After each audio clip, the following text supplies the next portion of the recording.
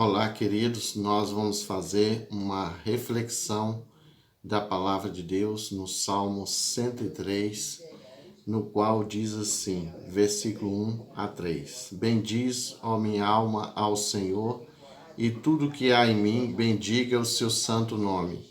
Bendiz, ó minha alma, ao Senhor, e não te esqueça de nenhum de seus benefícios. É Ele quem perdoa todas as tuas iniquidades, que sara todas as tuas enfermidades. Baseado nesses versículos e em alguns outros no próprio Salmo, nós queremos falar sobre o tema enfermidade, cura e saúde. Olha, esse tema é bastante relevante pelo tempo que nós estamos vivendo no enfrentamento do coronavírus, essa pandemia. Mas desde que o mundo é mundo, o homem enfrenta a enfermidade das mais diversas. A enfermidade vem acompanhando o homem desde a queda, desde o pecado original, cujas consequências são dores, sofrimentos, inclusive enfermidades. Então o homem, diante da enfermidade, ele luta desesperadamente por uma cura. Agora mesmo, com a questão do coronavírus, nós vemos gente usando de tudo quanto é remédio para sanar ou vencer essa pandemia. Obviamente que deve haver um acompanhamento médico em tudo isso, mas a própria ciência está em busca de uma solução, de uma vacina, mas não só em relação ao coronavírus, mas em relação a diversas pandemias que nós já tivemos, epidemias, diversas outras doenças. O homem sempre lutou, seja com a ciência, seja também porque aqueles que creem, aqueles que têm fé, exercitam sua fé e também junto com os medicamentos, junto com a própria ciência, acredita num Deus sobrenatural que cura todas as enfermidades, como foi dito aqui pelo salmista. Então, o que a gente vê desde os tempos antigos até hoje, há uma luta contra a enfermidade. Há um artigo, há uma passagem do livro Saber Cuidar do Leonardo Boff, que ele fala sobre a ecologia e ele fala dessa luta desesperada que o homem tem contra a enfermidade, uma luta e uma busca pela cura. E ele diz assim: a cura acontece quando se cria um novo equilíbrio humano. Então o pecado, doença, dá lugar à graça, cura. Em Epidauro, as curas eram processadas de forma holística, através de métodos diferenciados. Aqui ele vai falar sobre os diversos métodos que foram usados durante a história da humanidade para vencer a enfermidade. Dentre elas, ele cita aqui a dança, a música, a ginástica, a poesia, os ritos, o sono sagrado. Inclusive, no que tange a musicoterapia, nós temos passagem bíblica na qual o Davi, ele toca para um rei Saul, muito deprimido e bipolar, né? Ele tinha surto de euforia e outras vezes de melancolia. Davi tocava sua harpa e acalmava a alma de Saul. Então a gente vê que a musicoterapia e tantas outras terapias foram usadas e ainda são usadas hoje. E aí nessa linha de raciocínio ele continua aqui escrevendo que havia vários, né, para cada área, nessa visão holística de saúde, para cada área havia uma instituição ou um mecanismo, um método para a tentativa de curar. Havia o abaton, que era o santuário, onde os enfermos dormiam para ter lições de comunhão com a divindade que os tocava e os curava. Havia o Edeon, local onde se podia ouvir música tranquilizadora e eram lidos poemas de enlevo. Havia o ginásio, onde se fazia exercícios físicos e integradores da mente e corpo. E havia o estádio para os esportes de competição controlada para melhorar o tônus corporal. E havia o teatro para a dramatização de situações complexas da vida, para desdramatizá-la e facilitar a cura.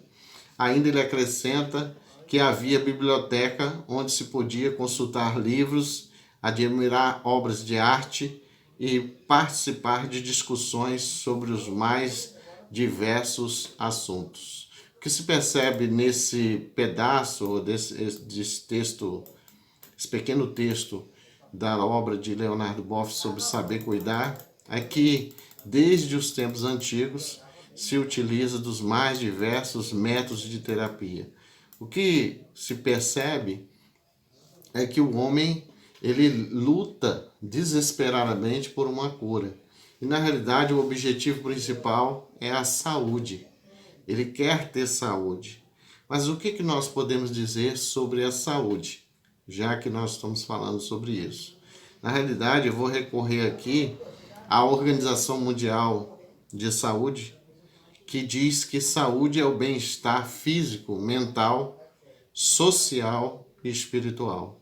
É interessante essa definição, até porque a visão também que o salmista nos dá aqui é uma visão holística, de que uma visão completa. O homem, para ter saúde, não basta ele apenas ter bem-estar físico. É necessário também que ele tenha um bem-estar físico, emocional e espiritual. E há aí uma ideia de integralidade, de totalidade. Muitas vezes, alguns só cuidam do corpo, outros só cuidam da alma, outros só do espírito. Mas na realidade a visão completa que nós deveríamos ter de saúde e que na realidade corresponde não só à visão mais moderna de saúde, mas também à própria visão judaico-cristã de saúde, que é o homem inteiro. Na sua integridade, ele deve estar saudável. A única crítica que a gente pode fazer, que o Leonardo Boff também faz, a essa definição da OMS, é que ela só diz que a saúde é bem-estar. Mas ele coloca aqui uma coisa interessante, que saúde não pode ser visto apenas como bem-estar. A saúde tem que ser vista como uma visão holística de um equilíbrio emocional e espiritual, mesmo diante da enfermidade, mesmo diante das adversidades, mesmo diante da dor. Porque se eu dissesse, e eu estaria vivendo num idealismo, se eu dissesse que saúde é apenas um bem-estar físico, eu creio que nenhum de nós poderíamos viver nesse mundo de fantasia, porque todos nós estamos sujeitos a... Basta vermos que o mundo é cheio de bactérias, vírus e tantos outros ameaças à nossa saúde. E ninguém está isento de uma vez ou outra ficar doente, ou muitas vezes ficar doente.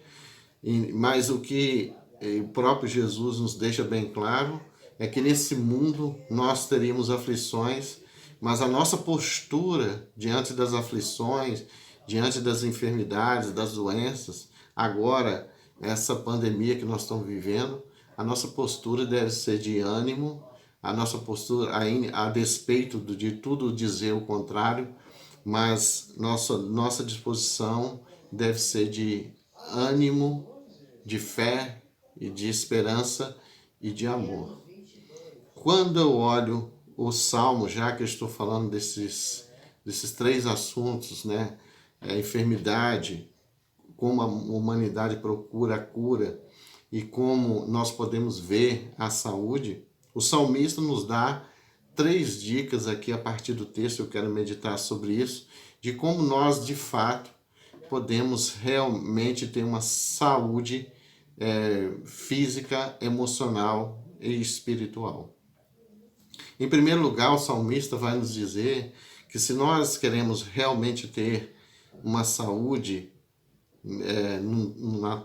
no sentido amplo dessa palavra, ele vai dizer que a saúde é decorrente de um espírito de gratidão, principalmente aquele que é a fonte de todas as bênçãos. No versículo 1, ele diz assim: bendiz, ó minha alma, ao Senhor, e tudo que há em mim, bendiga o seu santo nome. É impossível alguém ter saúde se o tempo todo ele vive reclamando, adoecendo o seu espírito através da reclamação, da lamúria e da ingratidão. A melhor terapia é exercitar o espírito de gratidão.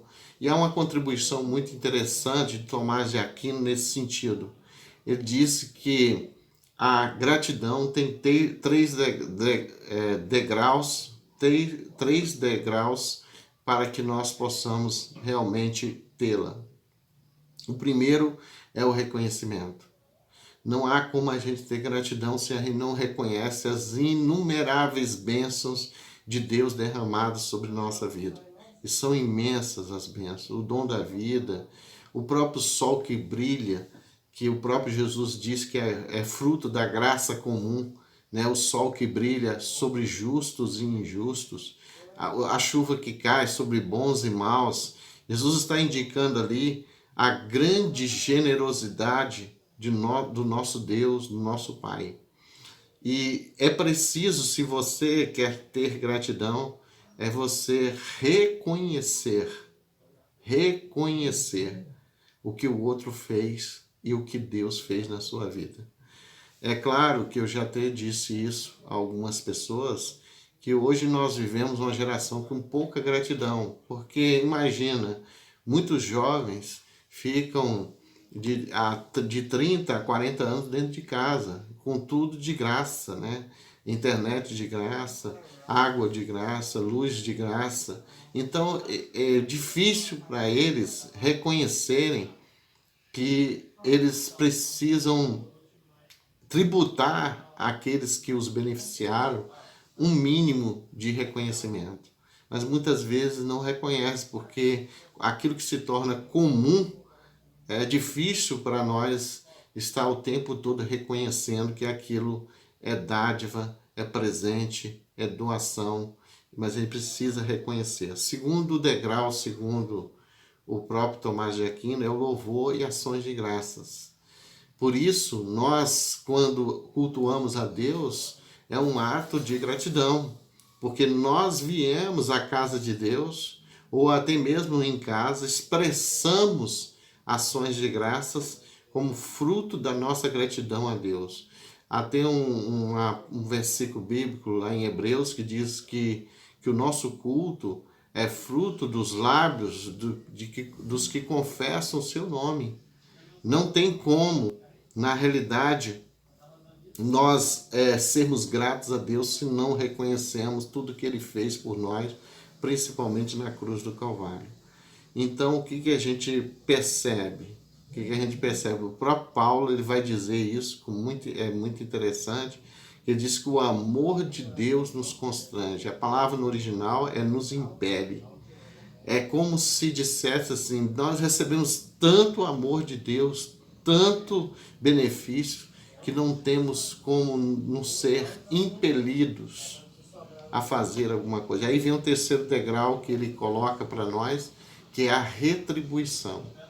Ora, se eu realmente sou grato a outros pelo que eles fizeram e também a Deus, eu reconheço isso, eu elogio isso. Quando é Deus, é louvor e adoração e ações de graça. E eu retribuo. É como se eu dissesse assim: o que eu posso fazer para retribuir tudo aquilo que eu recebi?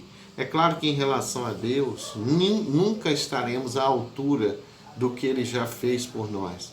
Mas mesmo assim, tem um cântico, um hino do nosso cantor cristão que diz: morri na cruz por ti, o que fazes tu por mim? Eu pergunto isso a você. O que você tem feito por tudo aquilo que Deus fez na sua vida? Ora, claro que tudo que nós fizermos ainda é infinitamente inferior a tudo aquilo que Ele fez por nós, mas isso não nos impede de, pelo menos, fazer o mínimo do que nós somos capazes de fazer. Então, a primeira dica aqui do salmista para que tenhamos saúde é desenvolver um espírito de gratidão. A segunda dica que ele nos dá é a saúde é decorrente de um espírito de jovialidade frente ao processo natural de envelhecimento e de morte. Por que eu estou dizendo isso? Porque no versículo 4 e 5 ele vai dizer assim: que redime a tua vida da perdição, que te coroa de benignidade, de misericórdia, que farta a tua boca de bem, de sorte que a tua mocidade se renova como a da águia. É interessante isso aqui, porque o salmista está nos ensinando que, na realidade, Deus nos dá, renova em nós o espírito de mocidade. Não basta ser cronologicamente jovem. É necessário, caso queiramos ter uma vida saudável, um espírito jovem. Por que eu digo isso? Tem gente que é idoso, é velho, tem jovem que é velho, e tem idoso que tem um espírito jovem. A Bíblia fala que quando nós temos um espírito jovem, nós podemos ser renovados, tanto fisicamente, quanto emocional e espiritualmente. A juventude é uma fase da vida, mas a jovialidade é um estado de espírito. A gente vê isso acontecer com Abraão, que Deus, quando o chamou, ele tinha 75 anos, e Deus renovou a sua mocidade, sua jovialidade, melhor dizendo. Ele ficou jovial e andou quilômetros e mais quilômetros, e além disso, pôde ter filhos. Então a fé renova, a esperança renova. Nós temos um outro exemplo, Moisés, que já há 80 anos, tanto Moisés quanto Abraão, poderia estar pensando na aposentadoria. Mas, no entanto, eles foram renovados pela vocação, pelo chamado de Deus. Isso trouxe um renovo para suas vidas e trouxe um espírito jovial. A terceira dica que o salmista nos dá, meus irmãos, é que a saúde é decorrente de um fluxo e refluxo do perdão de Deus na nossa vida. Eu diria que a saúde tem tudo a ver com o perdão experimentado, o perdão que vem de Deus, e transmitido ao outro, porque o perdão é terapêutico, o perdão cura, o perdão cria uma ponte de comunhão e de reintegração das pessoas, e restauração, reconciliação. E é extremamente terapêutico esse processo. É claro que nós temos dificuldade de perdoar, mas pense o que o salmista está nos dizendo sobre o perdão de Deus. E se espelhando nesse perdão, nós podemos também perdoar o outro. O que diz o texto sobre esse perdão de Deus e por que Deus nos perdoa? Ora, Deus nos perdoa, segundo o texto aqui, porque a sua compaixão dura uma eternidade. Nós vemos isso em outros salmos. Sua misericórdia dura para sempre. A sua ira é um instante, é um momento, é alguns segundos. Mas, e outra razão aqui que o texto nos dá para que o perdão de Deus seja experimentado na nossa vida, Deus perdoa porque Ele não lida conosco da mesma medida que nós, não na mesma medida que nós pecamos. Porque se Deus, o que o texto diz? Se Deus nos tratasse segundo os nossos pecados, nós não sobreviveríamos diante de Deus. As misericórdias do Senhor são a causa de não sermos consumidos. Além disso, meus amados, o Salmo vai dizer que assim como o Oriente está distante do Ocidente, o céu da terra, assim Deus afasta de nós os nossos pecados. O que o salmista querendo dizer nesse sentido? É que Deus separa o ato em si, isolado, e o pecador. É difícil para nós fazermos essa separação, mas a Bíblia nos mostra que Deus ama o pecador, a pessoa. Deus odeia o pecado, mas ama a pessoa. Então, nesse difícil dilema entre o amor e a justiça de Deus, Deus consegue conciliar essas duas coisas. Deus é santo, mas não deixa de amar o pecador.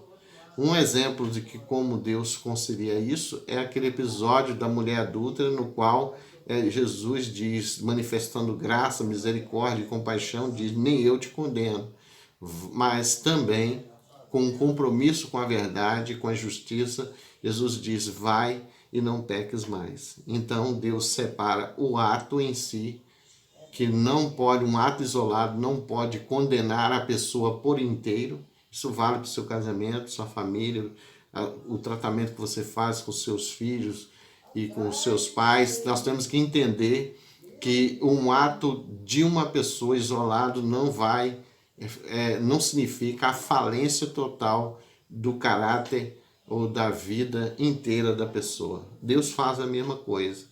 Além disso, meus irmãos, o texto vai nos dizer que Deus conhece a nossa estrutura e sabe que somos pó. Por isso, essa é a outra razão porque Ele nos perdoa. Deus perdoa porque reconhece a nossa fragilidade, a nossa limitação e a nossa finitude. O perdão de Deus é incondicional, abrangente, ilimitado e terapêutico. Eu queria deixar, então, isso aqui, que o salmista nos orienta. Nós sabemos que existe enfermidade, há uma busca desesperada, não só nesse tempo agora da pandemia, mas durante toda a história da humanidade houve uma busca pela cura e diversos métodos. Também, além disso, nós temos que entender que o homem, por essa razão, busca saúde. Mas saúde tem que ser visto num plano holístico. Tem que ser visto num sentido completo. É uma saúde que, segundo o salmista aqui, é decorrente de um espírito de gratidão. Desenvolva isso, se você quer ter saúde. Antes de escovar os dentes, antes de tomar o seu café, agradeça a Deus. Em segundo lugar, a nossa saúde é decorrente, segundo o salmista, de desenvolver um espírito jovial. Ainda que você tenha uma idade avançada, tem um espírito jovial como teve Abraão e como teve Moisés. Em terceiro, é necessário que nós experimentemos o perdão de Deus na nossa vida e possamos transmiti-lo aos outros. Que Deus, então, nos abençoe com esta palavra. Amém.